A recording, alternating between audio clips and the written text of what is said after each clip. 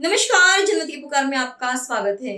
दिल्ली में शिक्षा को नई उड़ान, अमित शाह और रेखा गुप्ता ने किया डिजिटल नॉलेज हब का शुभारंभ। देश की राजधानी दिल्ली में आज ज्ञान तकनीक और आधुनिक शिक्षा के क्षेत्र में एक नई शुरुआत हुई।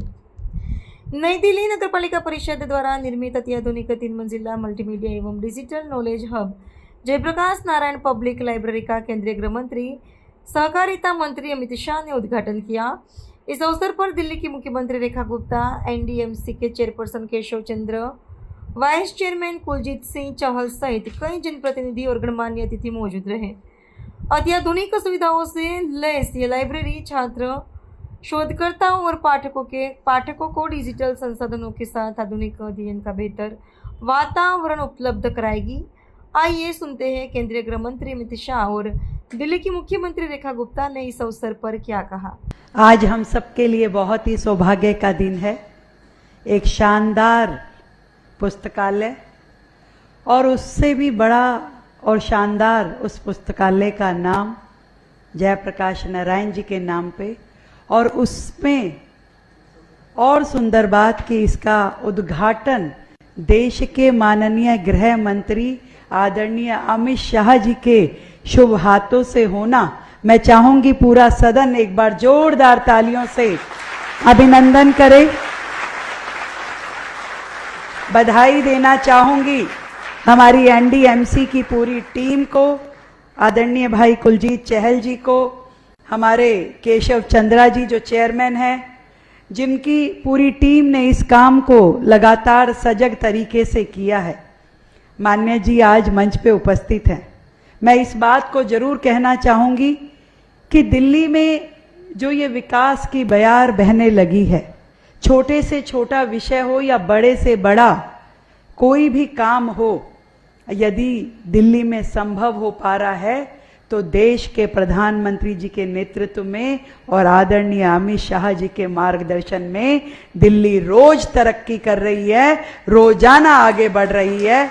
छोटे कदम हो, बड़े कदम हो, परंतु उसमें आपका सानिध्य, आपका मार्गदर्शन हमेशा हमको प्रेरणा दे रहा है। और मैं इसी श्रृंखला में ये भी कहना चाहूंगी कि दिल्ली की जो छोटी छोटी समस्याएं होती थी, जो दिल्ली की जनता को लगातार तकलीफ देती थी, आज वो समस्याएं खत्म हो रही हैं।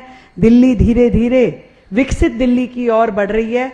हमारे दिल्ली सरकार के मंत्री पीडब्ल्यूडी मिनिस्टर भाई परवेश साहिब सिंह वर्मा जी भी यहाँ हैं। मैं चाहूंगी कि परवेश जी का भी तालियों से अभिनंदन करें कि दिल्ली में इस बार बेहतर व्यवस्थाएं, ड्रेनेज सिस्टम की, जल भराव की मिनिमम समस्या हमें देखने को मिल रही है। तो इसमें बड़ी मेहनत है भाई प्रवेश जी की भी, और पूरी सरकार जो एक मुश्त होकर के काम कर रही है। आज यहाँ पर लाइब्रेरी का उद्घाटन मैं समझती हूँ दिल्ली वासियों के लिए एक बहुत बड़ी ये सौगात है। सार्वजनिक पुस्तकालय सब युवाओं के लिए एसेट का काम करेगी। वो बच्चे जो यूपीएससी की तैयारी कर रहे हैं, अलग अलग एग्जाम दे रहे हैं, उनको एक जो माहौल मिलना चाहिए पढ़ाई का, इस लाइब्रेरी के माध्यम से मिल पाएगा। मेरी ओर से ढेर सारी शुभकामनाएं, ढेरों ढेरों बधाई। Thank you so much. यहां पर एक पुस्तकालय की शुरुआत हो रही है। एक बहुत बड़े विचारक ने कहा है कि देश का भविष्य कैसा है, इसका आकलन करना है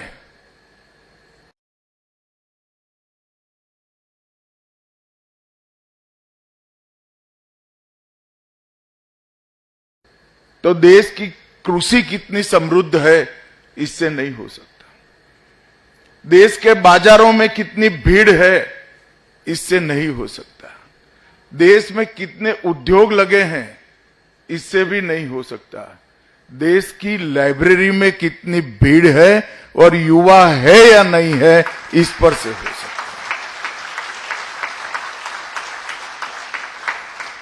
क्योंकि राष्ट्र को आगे बढ़ाने वाली, राष्ट्र निर्माण और राष्ट्र को वैभव दिलाने वाली सारी गतिविधियों का मूल ज्ञान से होता है, विवेक से होता है, और विवेक को व्यवहारू रूप से ढालने से होता है।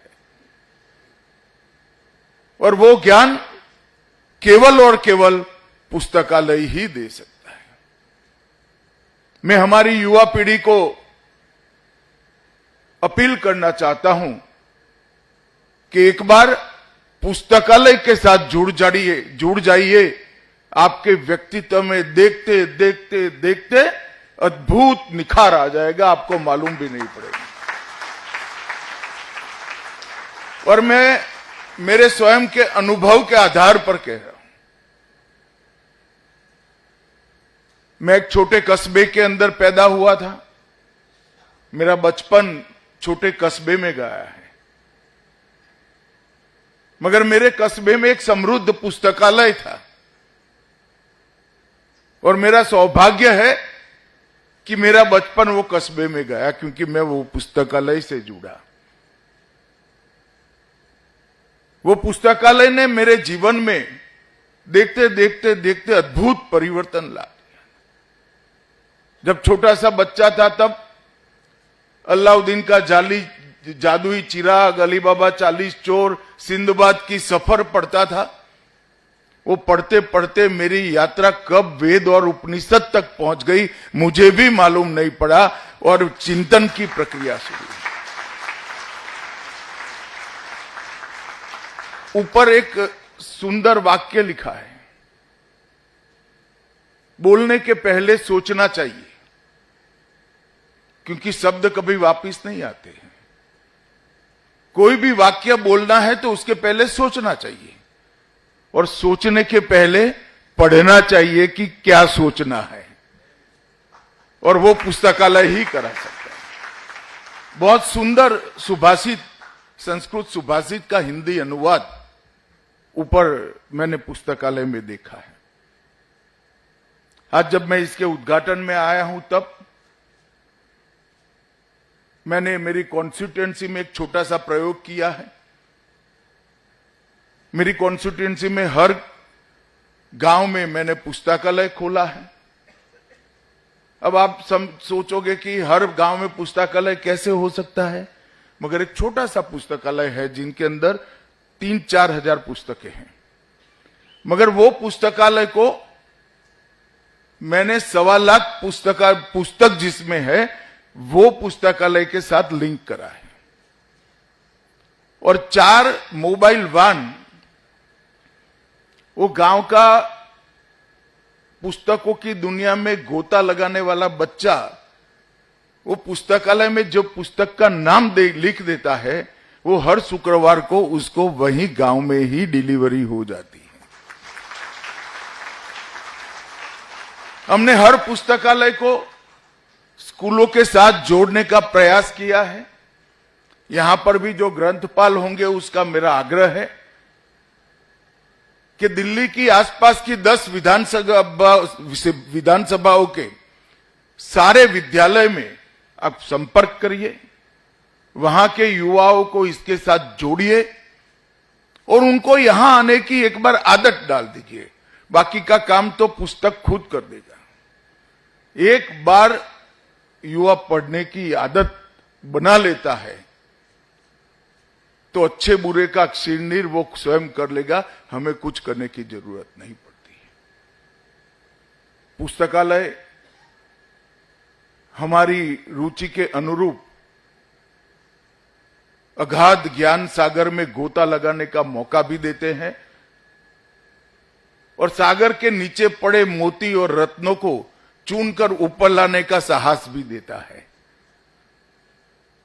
और ज्ञान सागर के गोते से निकले हुए मोती और रत्न ही व्यक्तित्व को बढ़ाते हैं, देश को आगे बढ़ाते हैं, देश को समृद्ध और आत्मनिर्भर बनाते हैं, देश को संस्कृत बनाते हैं, शिक्षित बनाते हैं और सुरक्षित बनाते हैं। पुस्तकालय का कम से कम मेरे जीवन में तो बहुत बड़ा योगदान है।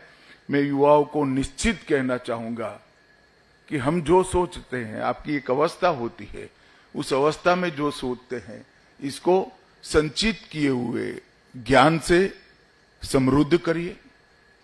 यहां जो व्यवहारू लोगों ने अनेक पुस्तक लिखे हैं, वो ज्ञान को और विवेक को व्यवहार से अनुभव सिद्ध कर लीजिए और फिर सोचकर देखिए, आप में बहुत बड़ा बदलाव आप प्राप्त करेंगे। और ग्रंथपाल जी से मेरा आग्रह है कि इस पुस्तकालय को आसपास के सभी विद्यालयों के साथ जोड़ना चाहिए। और मेरा दिल्ली सरकार से भी आग्रह है कि जितने पुस्तकालय दिल्ली सरकार में हैं, वो सभी को एक दूसरे के साथ लिंक करिए और स्कूलों को इसके साथ जोड़ने के लिए एक योजना बनाइए। ढेर सारे ऐसे लोग मिल जाएंगे जो एक काम में अपना योगदान देना चाहते होंगे। एक बार हम कार्य योजना बनाएं और कार्य योजना से पुस्तक प्रेमियों को जोड़ने का प्रयास करें। मैं आज निश्चिंत रूप से कह सकता हूं, यहां केशव जी ने दिनकर जी का नाम लिया है, मैं निश्चित रूप से कह सकता हूं, जब तक आप दिनकर जी को नहीं पढ़ते हैं, इस देश को नहीं जान सकते हैं। इस देश को जानना है तो दिनकर जी को पढ़ना चाहिए। और पुस्तकालय ऐसे अनेक महानुभावों को उनके साथ पहुंचने का जरिया बन सकता है। आज 2 मंजिला इस इमारत के अंदर 32,000 से ज्यादा पुस्तकों का संग्रह है। रिसर्च करने वालों को लिए भी अलग व्यवस्था है। यहां पर जिस सभागार में बैठे हैं, बहुउद्देशीय सभागार भी बहुत आधुनिक बना है। आधुनिक रीडिंग एरिया भी बना है। किड्स जोन, रिसर्च सेंटर, ई लाइब्रेरी, जिसमें 1 करोड़ पुस्तक ऑनलाइन आप पढ़ सकते हैं और सारा वाईफाई फ्री। और ऊपर कई सारे मॉनिटर लगाए हैं जिसमें आप आपकी नोट्स ले सकते हैं, डाउनलोड कर सकते हैं और आपके विचार की प्रक्रिया को आगे बढ़ा सकते हैं। लिफ्ट भी लगी है। RFID एक अत्याधुनिक, जो लोग पुस्तकालय से जुड़े होंगे उनको मालूम होगा कि ग्रंथागार के व्यवस्थापन के लिए एक बहुत सुंदर सॉफ्टवेयर बना है। RFID आधारित पुस्तक प्रबंधन प्रणाली भी यहां शुरुआत से ही इंट्रोड्यूस कर दी गई है। OPAC catalogue, national digital library of India के साथ यहां आपको जुड़ाव प्राप्त होगा। किशोरों ने और युवाओं ने अपने रुचि के विषय छान लेने चाहिए और सुने सुनाए ज्ञान की बगैर हमारे रुचि के विषय में जिन्होंने पूरा जीवन खपा दिया है, जिन्होंने पूरा जीवन लगा दिया है, ऐसे लोगों ने जो अपने अनुभव, अपने विचार, अपना चिंतन और चिंतन की व्यवहारिता जो पुस्तकों में अंकित की है, उसको पढ़ना चाहिए। और 1 करोड़ ई बुक्स यहां पर उपलब्ध है। ये बहुत बड़ा मौका है दिल्ली के युवाओं के लिए कि free of cost 1 crore E book का एक्सेस और 32,000 पुस्तक। और मुझे विश्वास है दिल्ली सरकार सारे पुस्तकालयों को जोड़ने की भी प्रक्रिया जरूर करेगी, विद्यालयों के साथ और सारे पुस्तकालयों को एक दूसरे के साथ। तो ये ग्रंथागार और समृद्ध हो जाएगा। मित्रों, आज मैं NDMC को एक दूसरी बात के लिए भी बधाई देना चाहता हूं कि ग्रंथालय का नाम उन्होंने जयप्रकाश नारायण के नाम से किया है।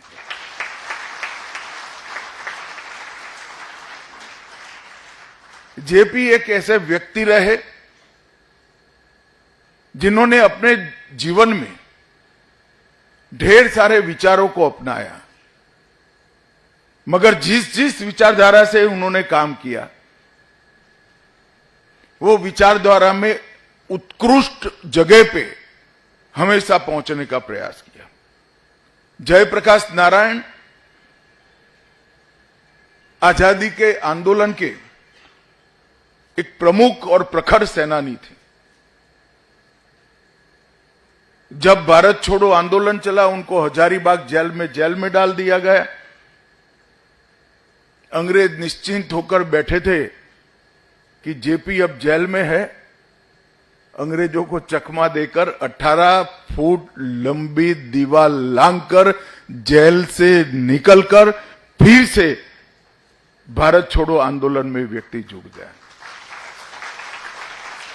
अब किसी को लगेगा कि 18 फुट लंबी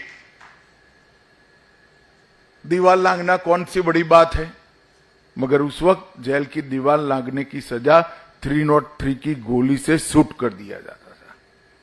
उस जमाने में उन्होंने सहाय किया। सर, आजादी के बाद सरकार बनी, ढेर सारे लोगों ने आग्रह किया सरकार में जुड़िए, नहीं जुड़े। समाजवाद का अध्ययन किया, धूर कांग्रेसी रहे, समाजवादी विचारधारा को अपनाया, समाजवादी कांग्रेस की स्थापना की, विनोबा भावे के अनुयायी बने, भूदान यज्ञ के साथ जुड़े और सर्वोदयी विचारधारा को देश के गांव गांव में फैलाने का काम किया। अनेक आश्रम बनाए और चंबल के क्षेत्र में जो बागियों का, डाकुओं का आतंक होता था, 250 से ज्यादा डाकुओं को सरेंडर कराने का काम जयप्रकाश नारायण ने किया था और 4 राज्यों के 22 जिलों में डकैतों की जो बहुत बड़ी समस्या थी उसको समाप्त करने का काम जयप्रकाश नारायण ने किया। जेपी विदेशी विचारों को जरूर पढ़े, विदेश में भी जरूर पढ़े, मगर धरातल पर जीने वाला वो भारतीय व्यक्ति जब इस देश पर इंदिरा जी की सत्ता पिपासा ने लोकतंत्र पर संकट ला दिया, जब इमरजेंसी डाल दी गई, आपातकाल का जेपी ने डट कर विरोध किया। और एक प्रकार से कहा जाता है कि इंदिरा को आपातकाल डालने के लिए भी मजबूर उन्होंने किया था। बिहार और गुजरात में छात्र आंदोलन का नेतृत्व किया और जब इलाहाबाद हाई कोर्ट का फैसला आया, उन्होंने पूरे देश में आह्वान दिया संपूर्ण क्रांति का बिहार के गांधी मैदान के अंदर, और इंदिरा गांधी जी का विश्वास डिग गया। इन्होंने इमरजेंसी डाली, जेपी, अटल जी, अडवाणी जी, उस वक्त के देश के सारे नेताओं को, हर विचारधारा के नेताओं को जेल में पुर दिया, अखबारों पर ताले लग गए और जैसे पूरा देश लोकतांत्रिक व्यवस्थाओं की दृष्टि से अंधकार की रात्रि में, काल रात्रि के अंदर डूब गया। तब दिनकर जी ने एक वाक्य कहा था, अंधेरे में एक प्रकाश, जय प्रकाश, जय प्रकाश। और देखते देखते देखते अंधेरे में एक प्रकाश, जय प्रकाश, जय प्रकाश, ये नारा चुनावी नारा बन गया। और जब चुनाव हुआ, इंदिरा जी स्वयं रायबरेली से चुनाव हार गई। मित्रों, एक बहुत बड़ा पदार्थ पाठ था, लेसन था सत्तांध बने हुए, सत्ता पर बैठे हुए लोगों के लिए। सत्ता पर सजग होकर बैठा जाता है, सत्तांध बनकर नहीं बैठा, अंधे होकर नहीं बैठा। सत्ता कई बार व्यक्ति की आंखों के सामने अंधापा ला देती है। अगर ऐसा होता है तो जनता इसका हिसाब बरोबर कर देती है। इसका उदाहरण जयप्रकाश नारायण ने इस देश के अंदर सेट किया और पहली बार देश में नॉन कांग्रेसी सरकार बनी। मोरारजी देसाई इसके प्रधानमंत्री बने और जेपी अपने पूरे जीवन काल में अनेक पड़ाव पसार करते करते अंतिम पड़ाव में भी देश के लोकतंत्र की रक्षा करने में सफल रहे हैं। मैंने जेपी को एक ही बार सुना है, अहमदाबाद के फुटबॉल ग्राउंड में उनकी सभा थी। हम हमारे गांव से गए थे, मैं छोटा सा बच्चा था, बीमार हो चुके थे, कुर्सी पर बैठकर बोलते थे मगर मैं आज भी उनकी ओजस्वी वाणी को भूल नहीं सकता। उनका एक वाक्य था, देश प्रधानमंत्री से नहीं बनता है, देश करोड़ों भारतीयों से बनता है और प्रधानमंत्री करोड़ों भारतीय तय करते हैं। और ये वाक्य ने पूरे देश में एक चेतना जागृत की थी और परिवर्तन हुआ था।